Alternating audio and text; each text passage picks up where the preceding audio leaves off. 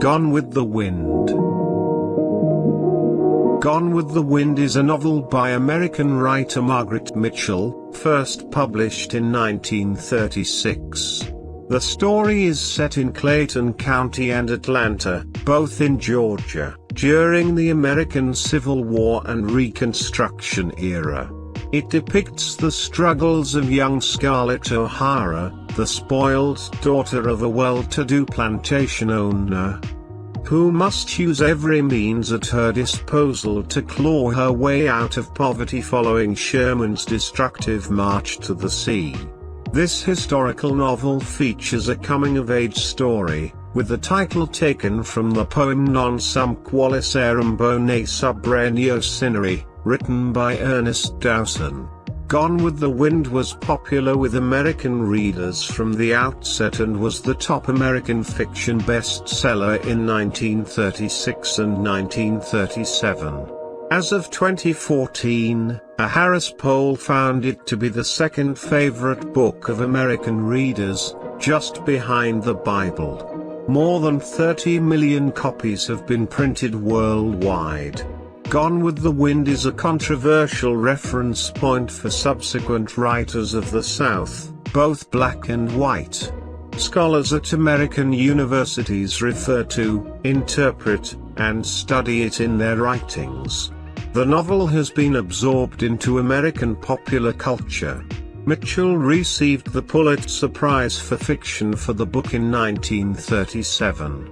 It was adapted into the 1939 film of the same name, which has been considered to be one of the greatest movies ever made and also received the Academy Award for Best Picture during the 12th Annual Academy Awards ceremony.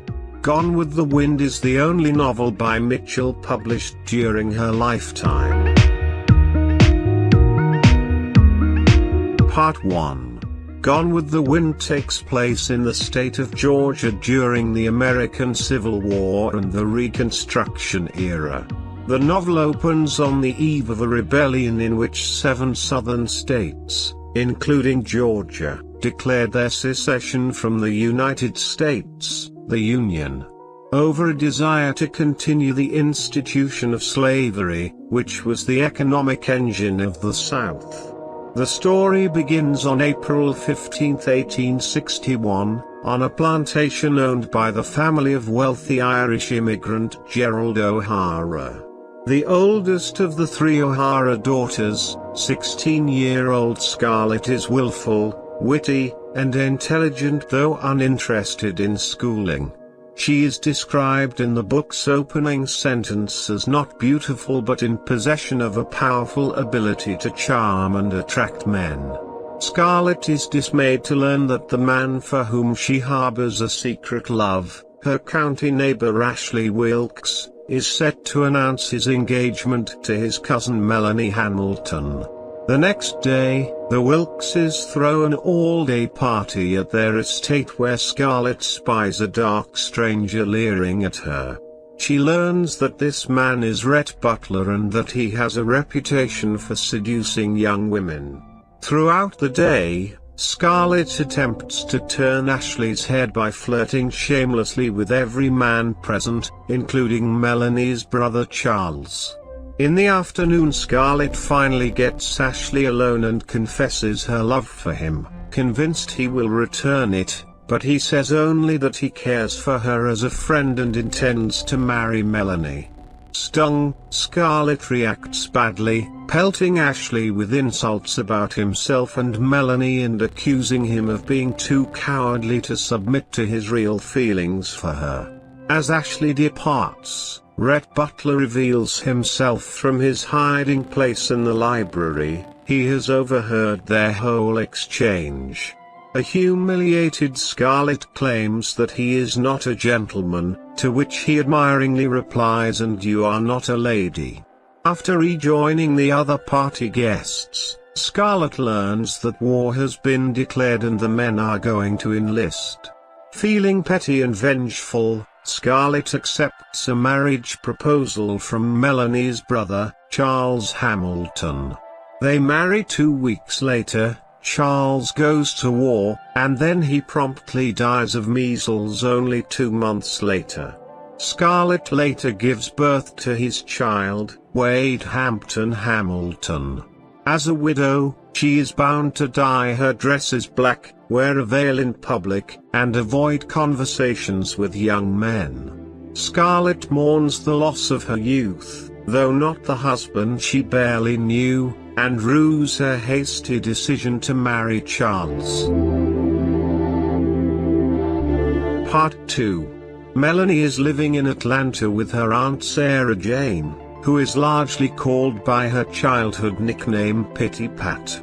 Scarlett's mother, mistaking Scarlett's depression at having lost her status as a belle for grief at having lost her husband, suggests that living with Melanie and Pitty Pat in Atlanta might lift her spirits. After moving to Atlanta, Scarlett's spirit is revived by the energy and excitement of living in a growing city. She busies herself with hospital work and sewing circles for the Confederate Army. Although her heart isn't in it, she does these things mostly to avoid being gossiped about by the other women of Atlanta society. Additionally, she believes that her efforts may aid Ashley, with whom she is still deeply in love. Scarlett is mortified when she runs into Rhett Butler, whom she hasn't seen since her humiliation at 12 Oaks, while manning a sales stall at a public dance benefiting the troops. Rhett believes the war is a lost cause but is becoming rich as a blockade runner for profit. Rhett sees through Scarlett's lady-in-mourning disguise and recognizes her longing to dance with the other young people. So he bids a large amount of gold to win the honor of leading the first dance and chooses Scarlett as his partner. Scarlett scandalizes the city by dancing joyfully while still dressed in widow's mourning. Her reputation is saved by intervention from Melanie, who is now her sister-in-law and highly respected in Atlanta. Melanie argues that Scarlett is supporting the Confederate cause.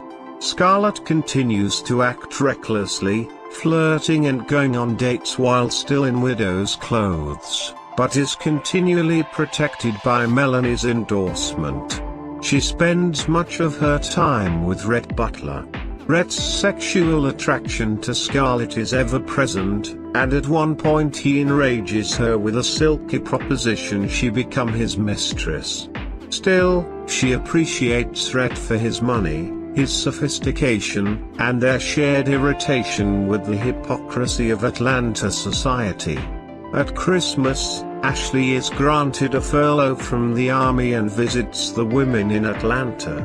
Scarlett struggles to restrain her feelings for him and to remember that he is someone else's husband.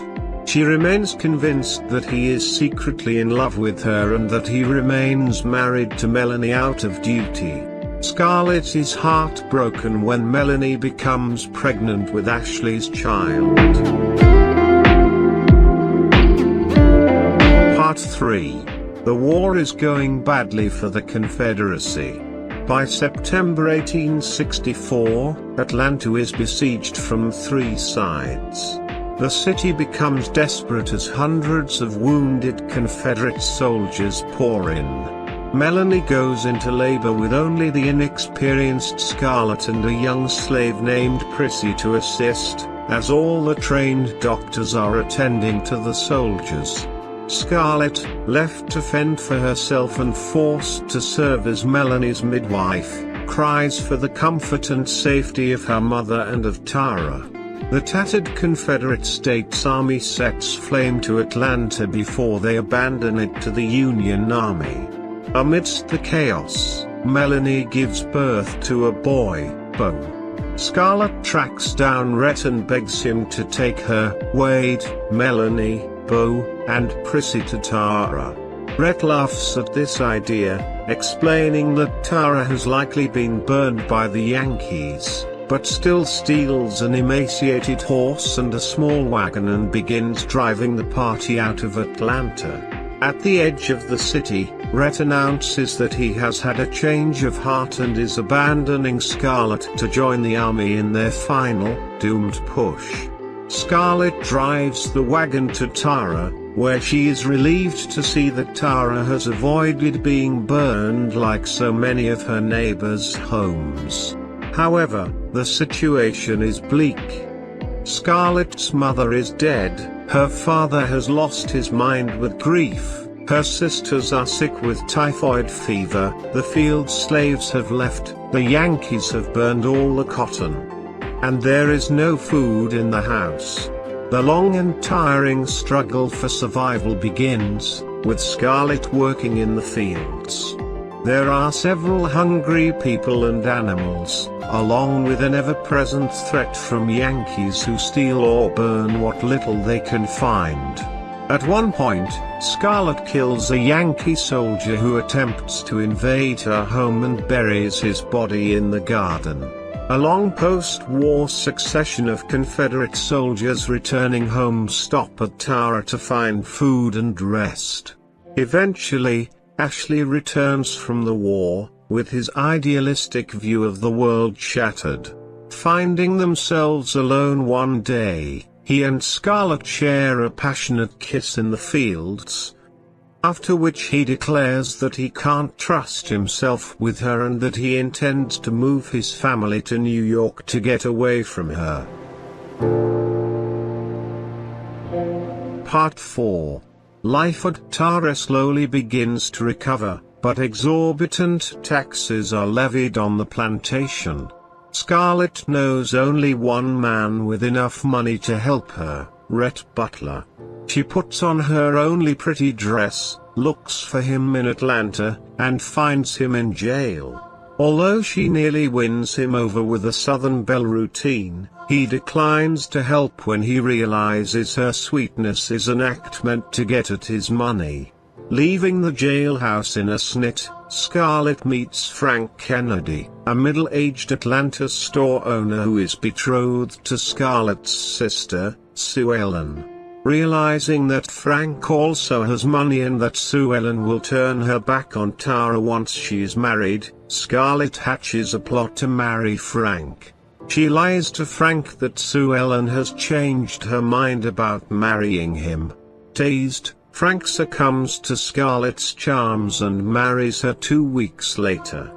Knowing he has done something romantic and exciting for the first time in his life, wanting to keep his pretty young wife happy, Frank gives Scarlett the money to pay the taxes. While Frank has a cold and is pampered by Aunt Pitty Pat, Scarlett goes over the accounts at Frank's store and finds that many owe him money. Terrified of the possibility of more taxes and irritated with Frank's poor business sense, she takes control of the store. Her business practices emasculate Frank and leave many Atlantans resentful of her. With a loan from Rhett, she also buys and runs a small sawmill, which is viewed as even more scandalous conduct. To Frank's relief and Scarlett's dismay, Scarlett learns she is pregnant, which curtails her business activities for a while. She convinces Ashley to come to Atlanta and manage her mill, all the while still in love with him. At Melanie's urging and with great trepidation, Ashley accepts. Melanie becomes the center of Atlanta society, and Scarlett gives birth to a girl, Ella Lorena. Georgia is under martial law, and life has taken on a new and more frightening tone. For protection, Scarlett keeps Frank's pistol tucked in the upholstery of his buggy. Her lone trips to and from the mill take her past a shanty town where criminals live. While on her way home one evening, she is accosted by 2 men who try to rob her, but she escapes with the help of Big Sam, a black former foreman from Tara. Attempting to avenge his wife, Frank and the Ku Klux Klan raid the shanty town, where Frank is shot dead in the fracas. Rhett puts on a charade to keep the raiders from being arrested. He enters the Wilkes' home with Hugh Elsing and Ashley, singing and pretending to be drunk. Yankee officers outside question Rhett and he says he and the other men had been at Belle Watling's brothel that evening, a story Belle later confirms to the officers. The men are indebted to Rhett, and his reputation among them improves somewhat, but the men's wives, except Melanie, are livid at owing their husbands' lives to the town madam. Later, at Frank's funeral, Rhett asks Scarlett to marry him. When she says she doesn't love him and has no desire to marry again, he gleefully proclaims that he does not love her either, but that he's always wanted her and that the only way he will have her is to marry her. He kisses her passionately, and in the heat of the moment, she accepts. 1 year later, Scarlett and Rhett announce their engagement, which becomes the talk of the town. Part 5. Mr. and Mrs. Butler honeymoon in New Orleans, spending lavishly. Upon returning to Atlanta, the couple build a gaudy new mansion on Peachtree Street. Rhett happily pays for the house to be built to Scarlett's specifications, but describes it as an architectural horror. Shortly after moving into the house, the sardonic jabs between them turn into quarrels. Scarlett wonders why Rhett married her and then, with real hate in her eyes, tells Rhett she's going to have a baby, which she does not want. Wade is 7 years old in 1869 when his half-sister Eugenie Victoria is born. She has blue eyes like Gerald O'Hara, and Melanie nicknames her Bonnie Blue in reference to the Bonnie Blue flag of the Confederacy. When Scarlett is feeling well again, she makes a trip to the mill and talks to Ashley, who is alone in the office. In their conversation, she comes away believing Ashley still loves her and is jealous of her intimate relations with Rhett. She returns home and tells Rhett she does not want more children. From then on, they sleep separately, and when Bonnie is 2 years old, she sleeps in a little bed beside Rhett. Rhett turns his attention completely toward Bonnie, pampering her and working to ensure her a good reputation for when she enters society. Melanie plans a surprise birthday party for Ashley.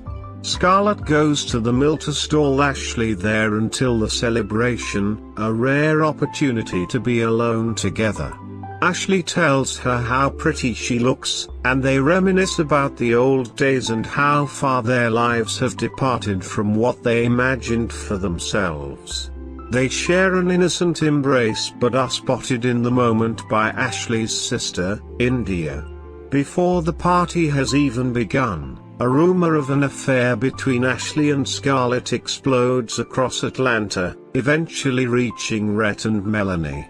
Melanie refuses to accept any criticism of Scarlett, and India is expelled from the Wilkes home. Rhett, drunker than Scarlett has ever seen him, returns home from the party long after Scarlett. His eyes are bloodshot, and his mood is dark and violent. He enjoins Scarlett to drink with him, but she declines with deliberate rudeness. However, Rhett pins her to the wall and tells her they could have been happy together. He then takes her in his arms and carries her up the stairs to her bedroom, where they engage in an intercourse. The next morning, a chagrined Rhett leaves town with Bonnie and Prissy for 3 months. Scarlett is uncertain about her feelings surrounding Rhett, for whom she feels a mixture of desire and revulsion, and she learns she is pregnant with her 4th child. When Rhett returns, Scarlett is strangely happy for his return. Rhett comments on her paleness, and Scarlett tells him that she is pregnant. Rhett sarcastically asks if the father is Ashley. Scarlett calls him a cad and says that no woman would want his baby, to which he replies, "Cheer up, maybe you'll have a miscarriage." She lunges at him, but misses and tumbles down the stairs. She is seriously ill for the first time in her life, having lost the baby and broken her ribs. Rhett is wildly remorseful and fears Scarlett will die. Sobbing and drunk, he seeks consolation from Melanie and confesses that he acted horribly out of jealousy about Ashley. Scarlett goes to Tara with Wade and Ella, seeking to regain her strength and vitality from the green cotton fields of home. When she returns healthy to Atlanta, she sells the mills to Ashley. Bonae is 4 years old in 1873. Spirited and willful, she has her father wrapped around her finger, and Atlanta society is charmed by Rhett's transformation from scandalous playboy to doting father. Rhett buys Bonae a Shetland pony, teaching her to ride side saddle and paying a trainer to teach the pony to jump. One day, Bonae asks her father to raise the bar to 1.5 feet. He gives in, warning her not to come crying if she falls. During the jump, Bonae falls and dies of a broken neck. Born in 1900 in Atlanta, Margaret Mitchell was a Southerner and writer throughout her life. She grew up hearing stories about the American Civil War and the Reconstruction from her Irish-American grandmother, Annie Fitzgerald Stevens, who had endured its suffering while living on the family plantation, rural home. Her forceful and intellectual mother, Mabel Stevens Mitchell, was a suffragist who fought for the rights of women to vote. As a young woman, Mitchell found love with an army lieutenant. He was killed in World War I, and she would carry his memory for the remainder of her life. After studying at Smith College for a year, during which time her mother died from the 1918 pandemic flu, Mitchell returned to Atlanta. She married, but her husband was an abusive bootlegger. Mitchell took a job writing feature articles for the Atlanta Journal at a time when Atlanta debutantes of her class did not work. After divorcing her first husband, she married again to a man who shared her interest in writing and literature. He had been the best man at her first wedding. Margaret Mitchell began writing Gone with the Wind in 1926 to pass the time while recovering from a slow-healing injury from an auto crash. In April 1935, Harold Latham of Macmillan, an editor looking for new fiction, read her manuscript and saw that it could be a bestseller. After Latham agreed to publish the book, Mitchell worked for another 6 months checking the historical references and rewriting the opening chapter several times. Mitchell and her husband John Marsh, a copy editor by trade, edited the final version of the novel.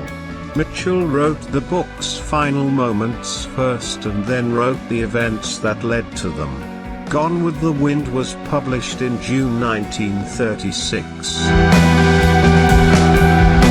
In 1937, Margaret Mitchell received the Pulitzer Prize for Fiction for Gone with the Wind and the second annual National Book Award from the American Booksellers Association. It is ranked as the second favorite book by American readers, just behind the Bible, according to a 2008 Harris poll. The poll found the novel has its strongest following among women, those aged 44 or more. Both Southerners and Midwesterners, both whites and Hispanics, and those who have not attended college. In a 2014 Harris poll, Mitchell's novel ranked again as second, after the Bible. The novel is on the list of best-selling books.